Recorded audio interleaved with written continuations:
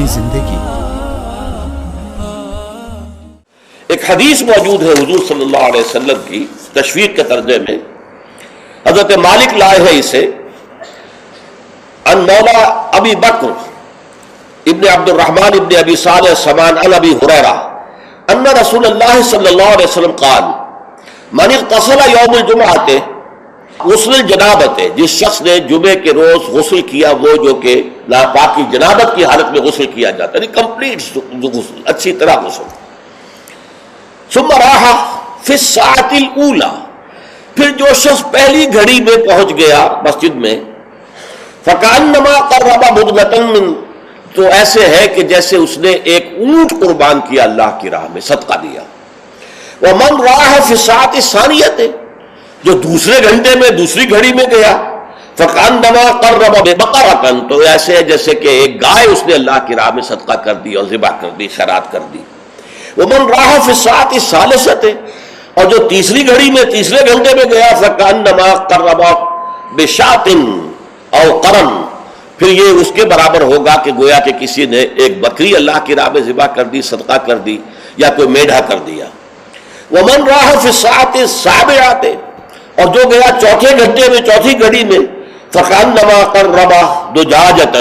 تو یہ اس کے برابر ہے کہ گویا کہ اس نے ایک مرغی جو ہے اللہ کی راہ میں دے دی، خیرات کر دی۔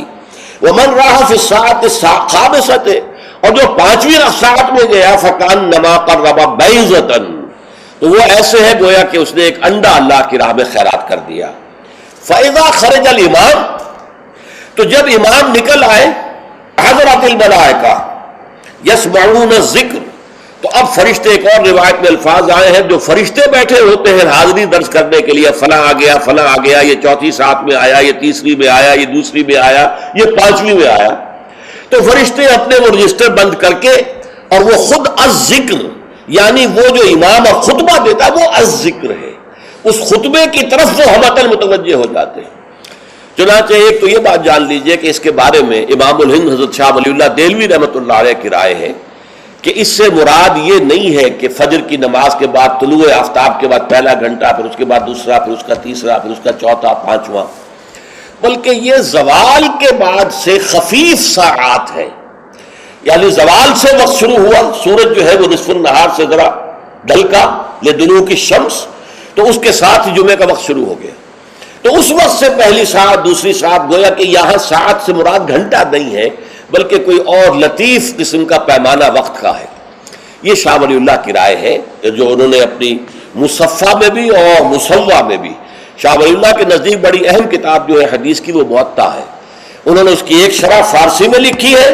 اور ایک شرح عربی میں لکھی ہے،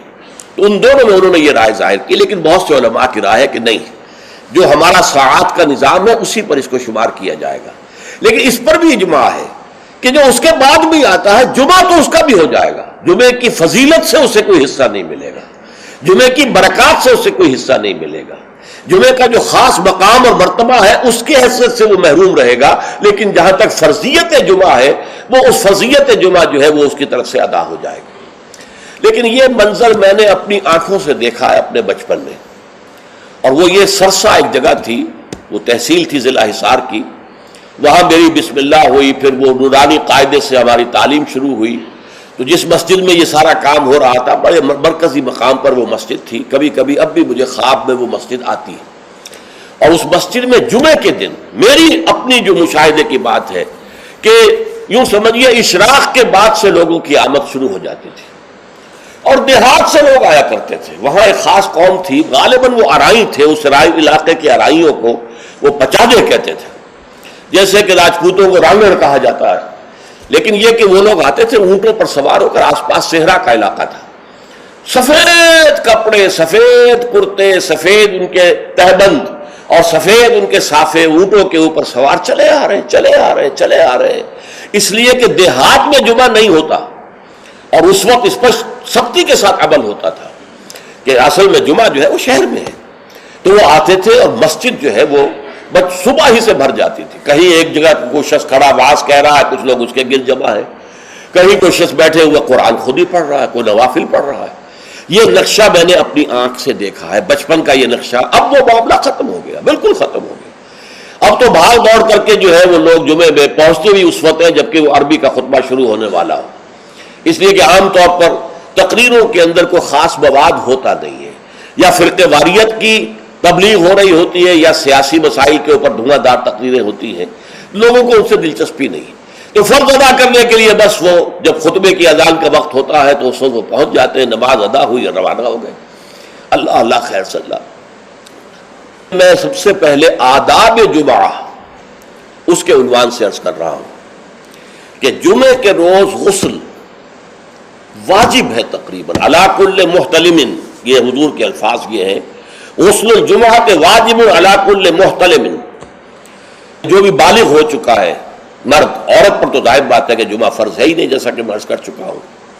اس کے لیے جمعے کا غسل واجب ہے۔ اور اندازہ یہ ہوتا ہے، میں یقین سے تو نہیں کہہ سکتا، کہ جیسے ہی جمعے کے لیے روانگی ہو اس وقت غسل کیا جائے۔ پھر حضور نے یہ بھی فرمایا ہے کہ اچھے کپڑے پہن کر جاؤ، دھلے ہوئے کپڑے پہن کر جاؤ۔ آپ نے فرمایا کہ کیا تم میں سے کسی شخص کے لیے یہ ممکن نہیں ہے کہ اپنے جو محنت کے کپڑے ہوتے ہیں، محنت یعنی جبکہ مشقت کرتا ہے، ایک لوہار بیٹھا ہوا ہے اور وہ بھٹی کے سامنے بیٹھ کر کام کر رہا ہے، تو پسینے آئیں گے اسے،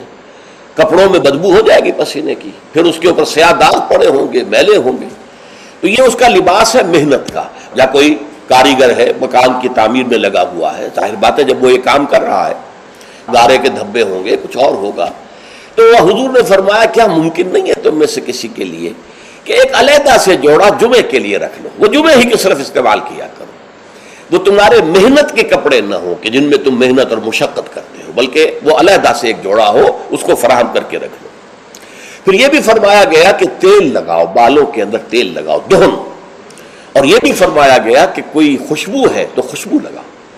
وہ سب کس لیے کہ جو ماحول ہو جمعے کا وہ معطر ماحول ہو، ایسا نہ ہو کہ پسینوں کی بدبوؤں کی وجہ سے طبیعت منغص ہو رہی ہو لوگوں کی، نہیں، بلکہ یہ کہ بڑا خوشگوار ماحول ہو، خوشبو ہو اس کے اندر، اور یہ کہ کپڑے اچھے پہن کر لوگ بیٹھے ہوئے ہوں۔ بلکہ اسے کہا گیا الجمعہ تو عید المسلمین، یہ ہفتہ روزہ عید ہے در حقیقت، یہ مسلمانوں کو عید کی طرح اسے جو ہے وہ منانا چاہیے، سیلیبریٹ کرنا چاہیے۔ جیسے عید کو آپ کپڑے جو ہے غسل کرتے ہیں، صبح کپڑے بدلتے ہیں، خوشبو لگاتے ہیں، پھر جاتے ہیں مسجد کو، عیدگاہ کو، ایسے ہی معاملہ ہونا چاہیے جمعے کا۔ یہ عید المسلمین ہے، یہ گویا کہ ہفتے وار عید ہے مسلمانوں کی۔